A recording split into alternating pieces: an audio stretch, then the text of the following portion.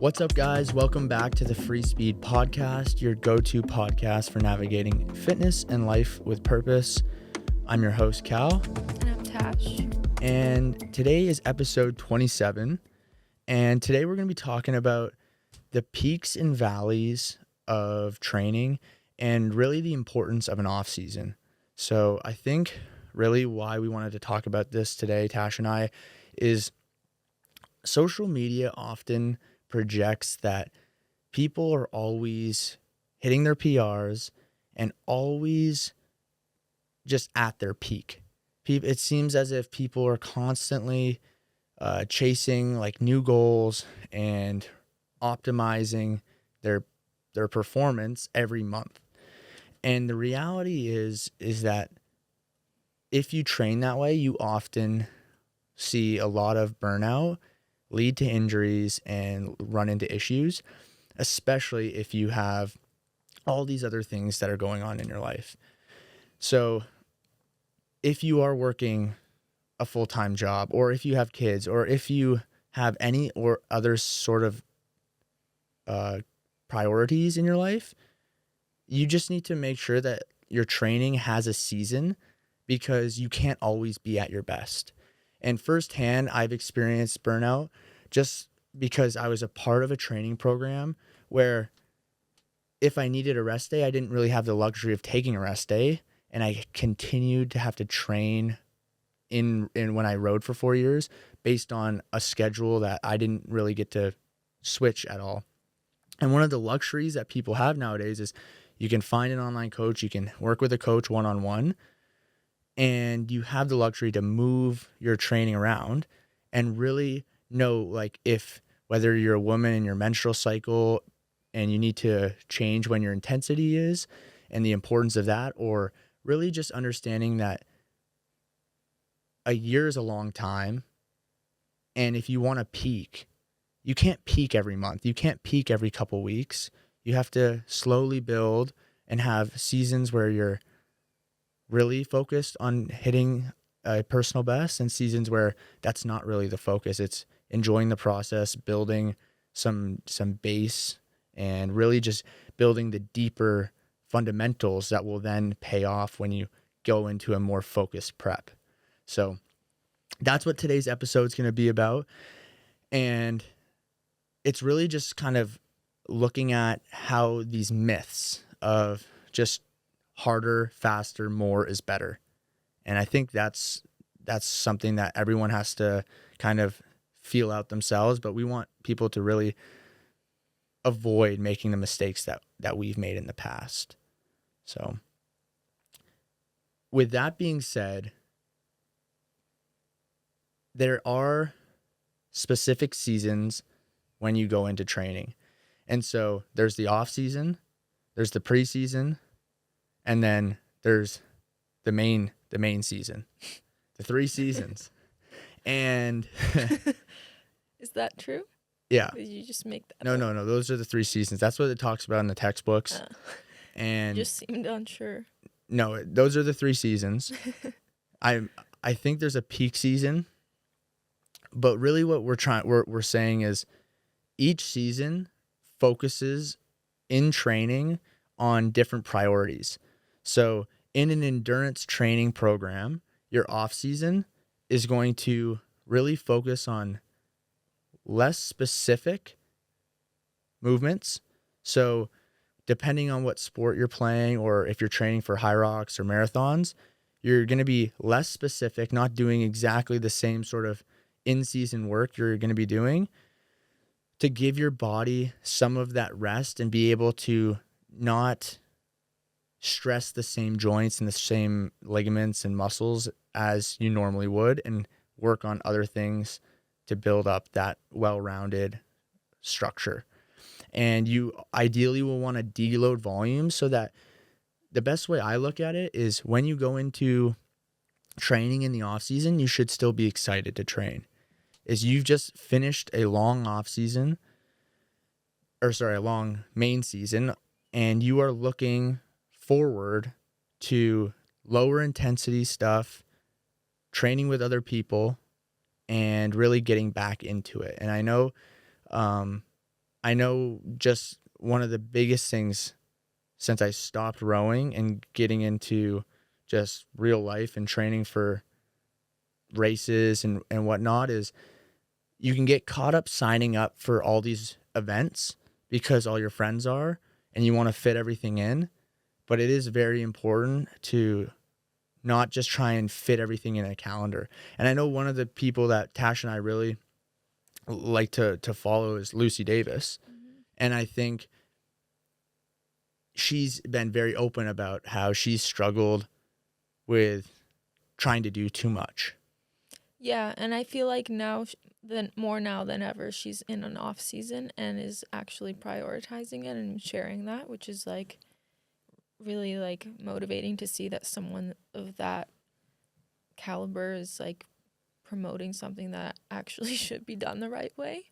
Because a lot of people just keep posting all of their highlights on social media, and And that's just not the case sometimes. You really need to let your body rest, especially after doing some crazy races like she did. Like she did a 100-mile ultra. ultra, and she did so the BPN last man standing. I'm pretty sure she did like 160 miles or Yeah. 116. I forget. 104. Oh, that's totally wrong. No, My yeah, bad. 104 though.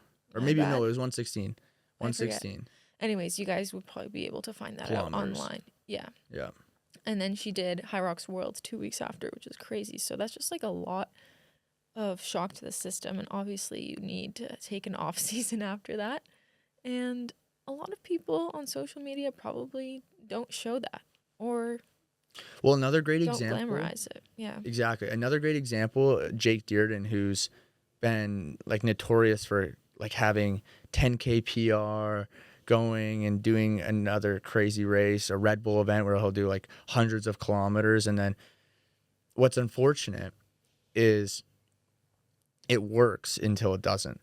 And he's a great example of what happened at High Rocks Worlds just 2 weeks ago is he was in the solo race, and in the second station he got injured and he had to pull out of the race, and he was supposed to do the solos, the elite doubles, and maybe even another race, probably the relay. And so he had 3 races that he basically did 10 minutes of work then.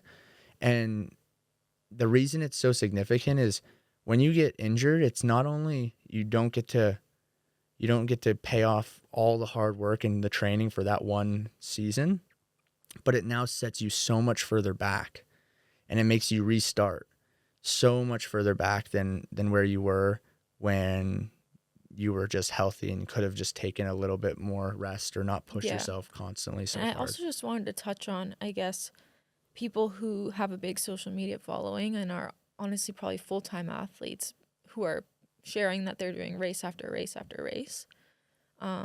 Like for example, do you follow like Isabel Glasgow Jensen and all the girls from Utah that run marathons together? I know of them, but There's like a yeah. group of like 3 to 4 girls who are best friends who've run back to back to back to back marathons. And if you have a big social media following and that's your full-time job, people kind of forget that like they also have access to resources that can maybe let them train the way they do better than the average person. Like imagine getting a chiropractic treatment every week or a sports massage every week to help with your body. Do you know what I mean? Just like little things. It's Like when you huge. have money, all of those little things, like they can really help with your performance. But the reality is a lot of people can't afford that. And they compare themselves to those people. Yeah. When you compare yourself to someone like that who's getting always 8 hours of sleep, who has the luxury of training at like 10 a.m. and 4 p.m. with their peak energy, and they can smart diet, they have access to people who can like help them, give them massages, any sort of niggles that they have, just work on their bodies in a passive way. And then on top of that, they have they Sauna, have ice bath, all the access. everything. Yeah, it's just you can't compare yourself to those people. And I find I compare myself a lot to those people, and it's really hard for me because yeah, it's just hard. It's hard to not compare, but it's just something you have to learn to not do because everyone's on their own journey. Hmm. Yeah. And so I think really what we want to give you now is like how to really structure your year when you're setting your goals. And when I start planning my goals out, as much as I want to do everything, I can't. I just can't. And a great example of this is recently High Rock Sydney is this weekend.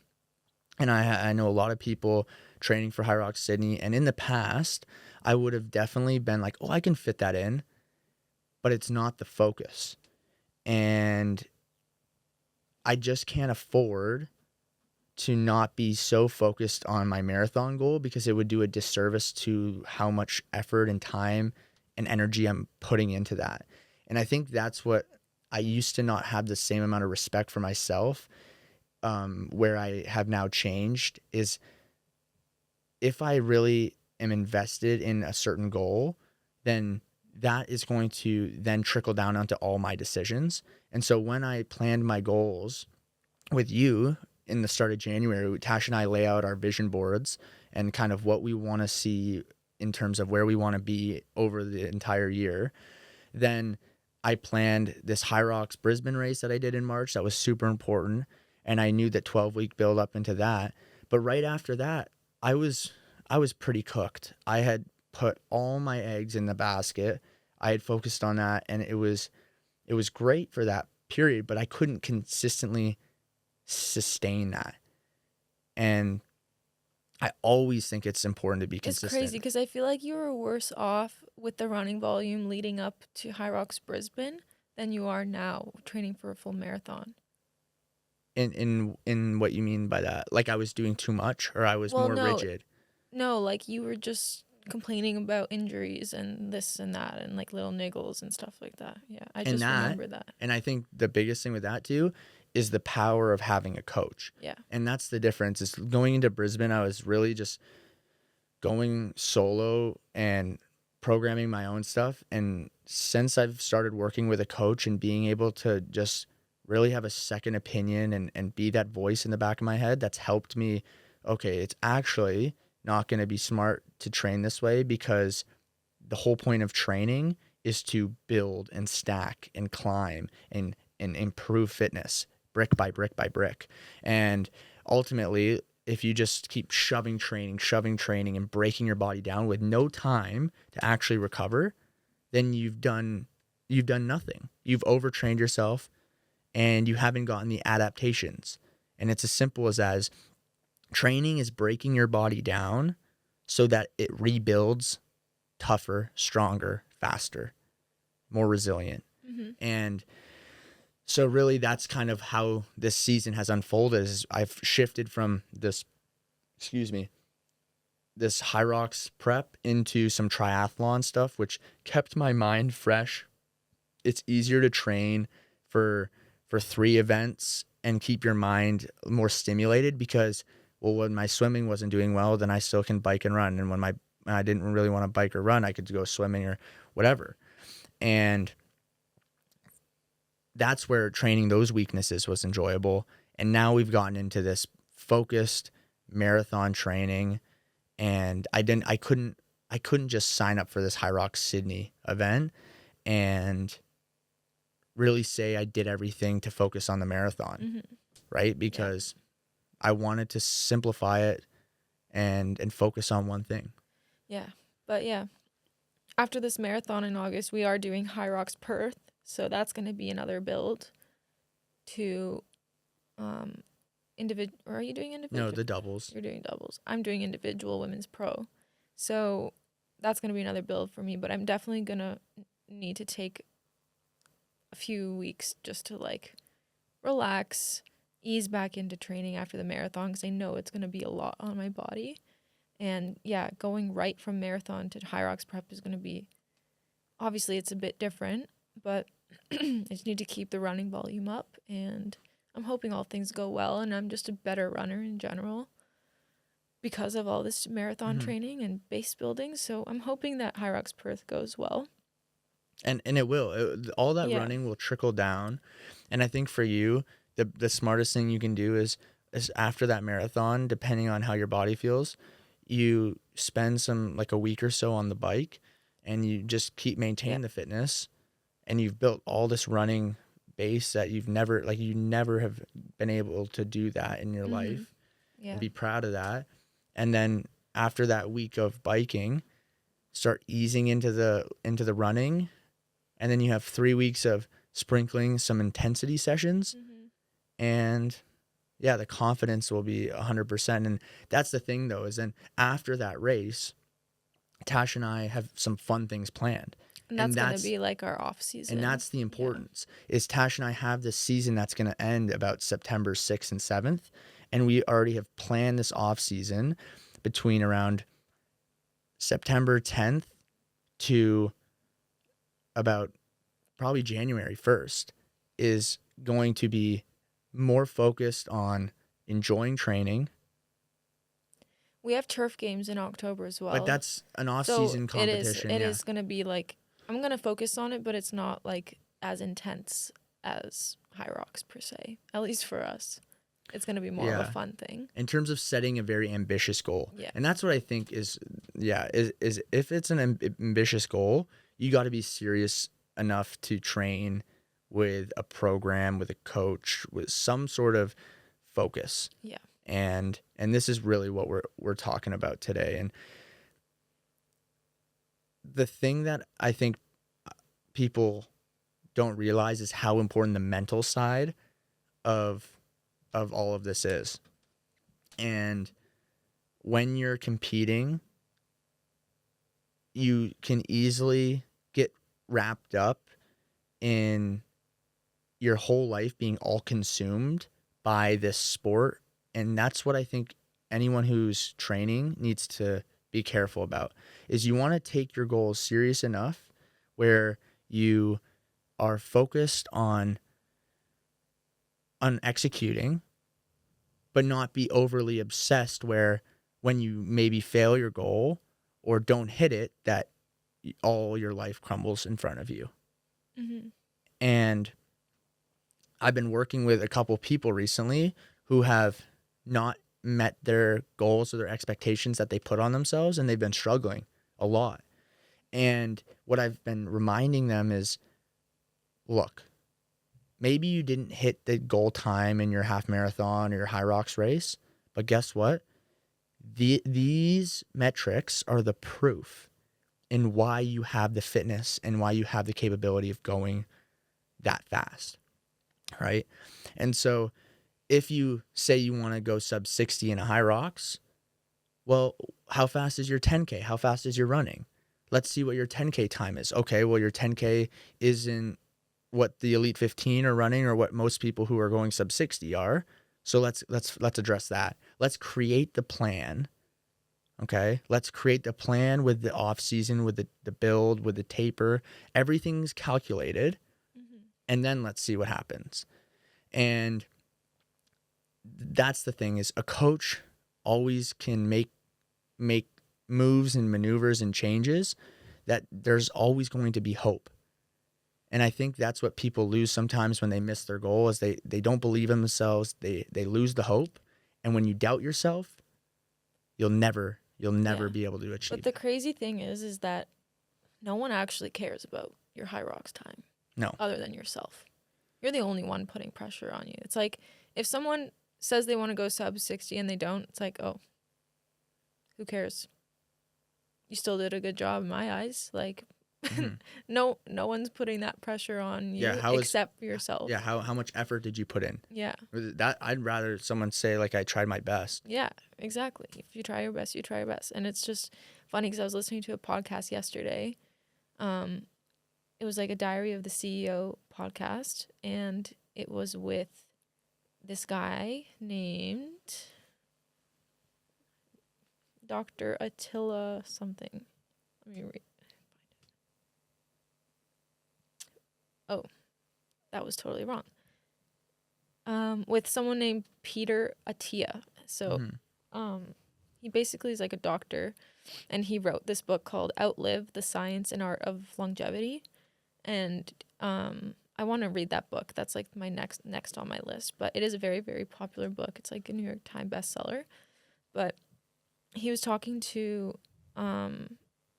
what's the guy's name on Diary of a CEO? Stephen Bartlett. Yeah. So he was talking to Stephen Bartlett about how he was like in the lowest of the lows, and like his marriage was falling apart, and basically he had gone to these like retreats for therapy and stuff, and that was like his last hope, and it like changed his life. But basically what he said was that when he was in these group therapy sessions, was one thing that the therapist assigned him to do was whenever he thought he didn't do a good job of something or like was talking badly upon himself, he had to record in his phone as if he was talking to a friend. For example, like, hey, I know you didn't achieve like what you wanted, but like that's okay. Maybe it wasn't your day, like blah blah blah. He would almost have to say what his friend would say back to him. Yeah, and he would have to tell that to himself and then send it to his therapist. And I feel like I need to start doing that because he said that was like the one thing that like clicked for him. Is how negative self-talk was affecting his life. Yeah. It's crazy. Yeah. So if there's one thing you take away from today's episode is to make sure you're not talking negatively to yourself, because that can really, really do bad things to your mental health and put you in a dark place. And yeah, I thought that was a really good point. Yeah. No, I think it's everything. Is if you're mentally enjoying life, if you're mentally enjoying training, if you're following the process and you believe in it, and you believe in like it, not everything's going to happen overnight. Success, your goals, you're never going to reach them overnight, but you're more enjoying just this. And I think that's what I've really tried to remind myself is, if I start to resent what I'm doing, I've lost everything that is why I started in the first place. And when we started this podcast, that's like, I really love talking to you every week. And that's the most important thing. And if we lose that, then who cares? I really don't care about anything other than just having a good conversation and having people maybe take something away from it or inspire them to do something or just be better people, to be better brother, be a better friend, be a better parent, whatever it may be. Like, that's the importance of just laying out what you want to do, but also planning rest time, planning an off season, and making sure that you're excited and inspired. Because when I have a little bit of time to feel bored or to feel like my training is just not having any direction, it actually then inspires me to then sign up for the next thing. Mm-hmm. And if you just fill your calendar with all these things, you'll just end up demotivated at eventually. So is there anything else that you wanted to add to that? I guess like, yeah, also last week, like I kind of took an unintentional deload week, which definitely wasn't part of my program, but basically I had run 26 kilometers, not last Sunday, but the Sunday before that. In a long run. Yeah, my long run. I split it up into, I did it 11K in the morning and then 15K in the evening. And it felt all right, but it was really, really challenging because I had only had 4 hours of sleep the night before, and I kind of was pushing it. And I wanted to tell myself, okay, like, you got this, you're going to do it. And then the next day, I took a rest day because obviously I was a bit sore. And the day after that, we went to this interval run, and I had done a full body strength session before it. And the strength session felt good because it was the day after my rest day, so my body felt fresh. But then when we started this interval session, my legs felt really, really heavy. And honestly, like, I'm not that strong of a runner. I'm just going to say it. Like, I'm not the fastest runner. There's so many people here in the Gold Coast that are faster than me. Yet. And yeah, but that's not my goal. Like I don't really care. Like I'm not my goal isn't to be able to run like a 4-minute kilometer But your goal is to be better than who you were a year ago. yesterday. Yeah, yeah. Exactly. But I say this because it was too much. It was too much on my body, and I was trying to keep up with these people that clearly have been running for most of their life and can run 250-meter intervals at a 3-minute pace. And I clearly can't run that yet. It was even faster than that. It was crazy. And I hurt myself badly. Like, I don't know what happened, but the few days after that session, my body shut down. And I don't think I've ever experienced this in my life. I was telling Cal my muscles were aching like I had the flu or something. I'm sure you guys have experienced that once in your life when you have like muscle aches and pains, like when you're sick. So I had all of those symptoms, but without like actual sickness symptoms.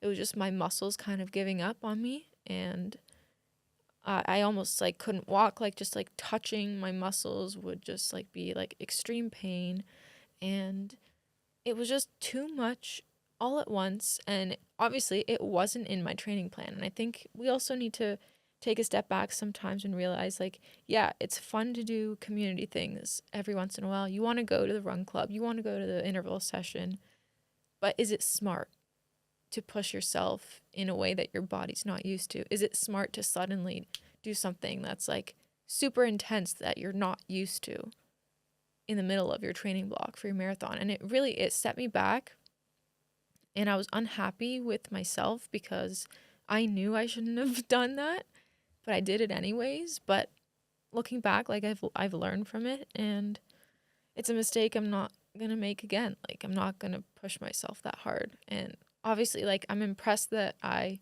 ran that fast, but was it really beneficial to my training? No, because it completely set me back. And it's hard to say no. Yeah. It's extremely hard to say no, especially when you remember when you were younger and you could do anything.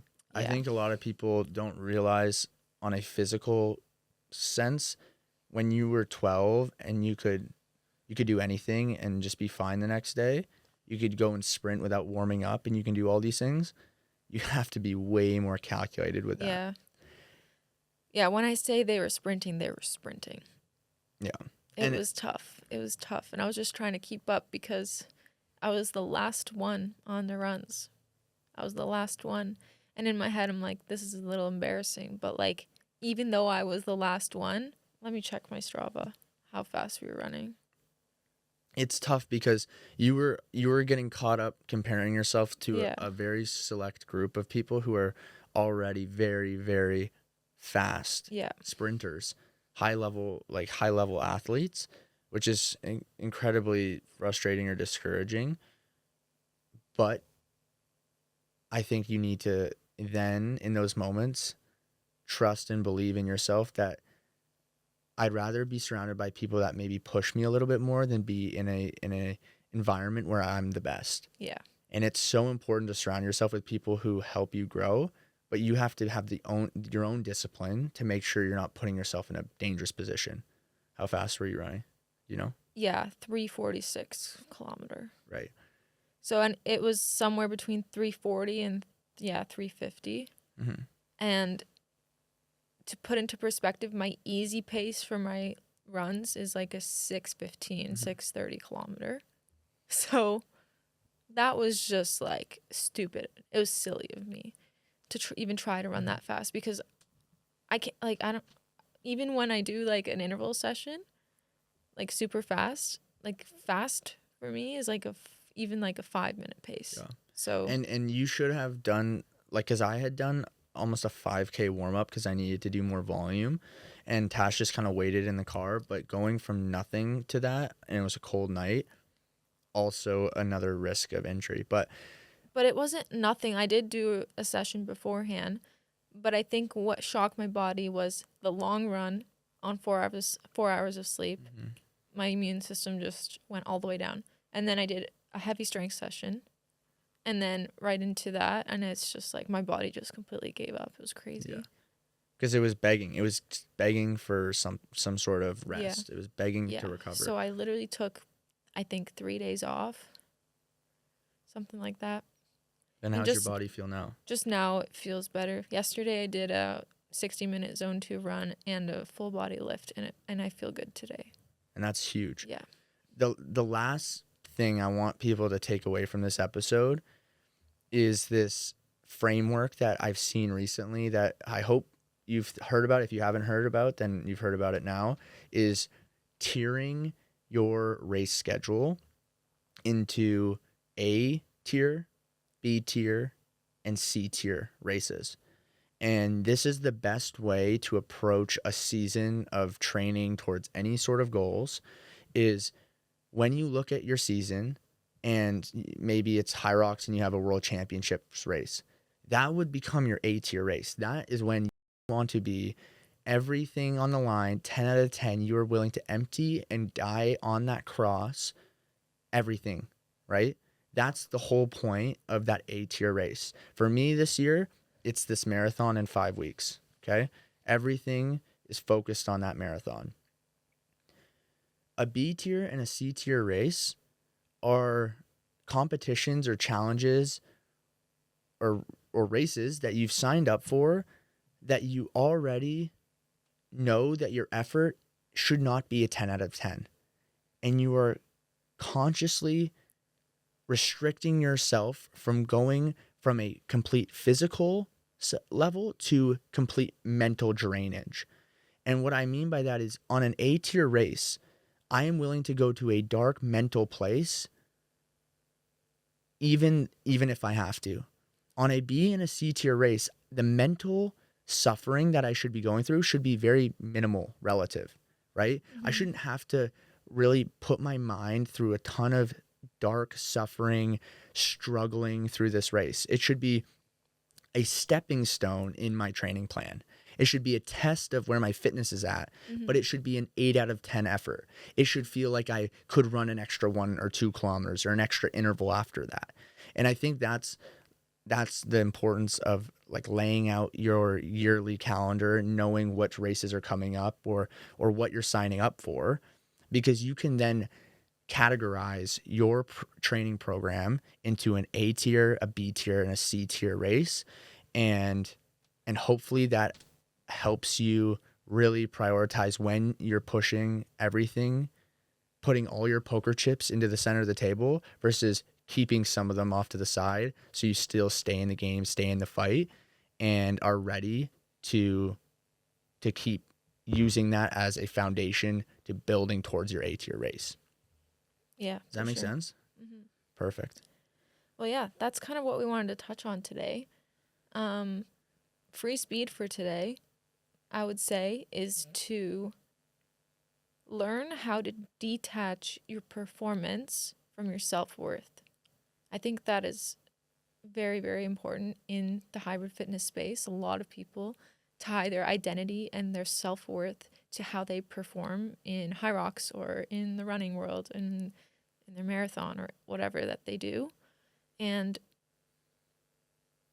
a lot of people have this mindset like, oh, if I'm not racing, if I'm not doing something, like, who am I? And like Lucy Davis touched on this a lot, and she struggles with this a lot, and it's taken her a long time to be able to figure out that like she knows who she is now, even without racing.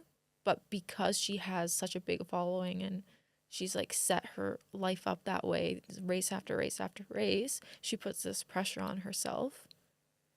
And you just really need to learn how to detach, your performance from your self-worth. I think that's a good free speed. 100%. And I think that avoids you running into a trap of letting ego grip your life. Yeah, for sure. And Tash and I know so many people who have lost themselves or see people kind of forget their why. And that's exactly what it is understanding that like this is bigger than just winning, right? It's enjoying the challenge. That's what I love about fitness. right? Definitely. What do you think you love most about fitness? Last thing before we end. What is the one Just thing? I think like the mental clarity and like gratification it gives me.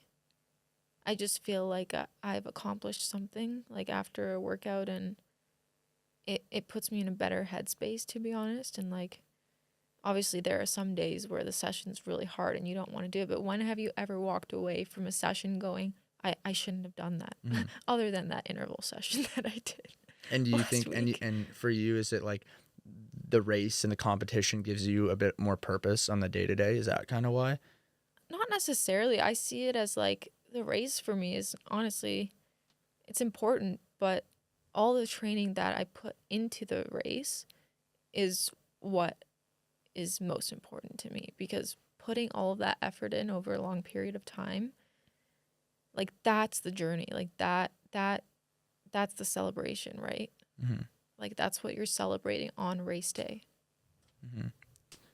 I love that framework. Mm-hmm. Is like the work has been done,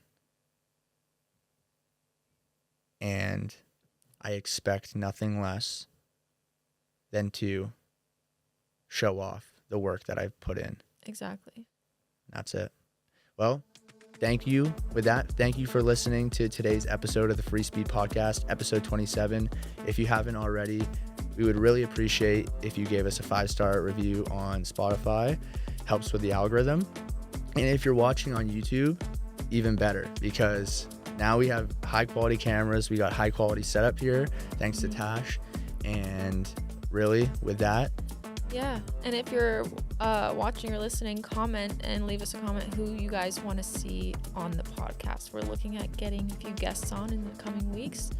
And we really want to know who you guys are really wanting to see. People who live in the Gold Coast or in the area. Let us know. see you next time. Bye.